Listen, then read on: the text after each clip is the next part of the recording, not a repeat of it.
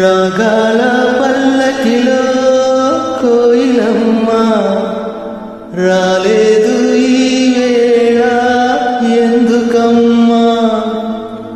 నా ఉద్యోగం పోయిందండి. తెలుసు, అందుకే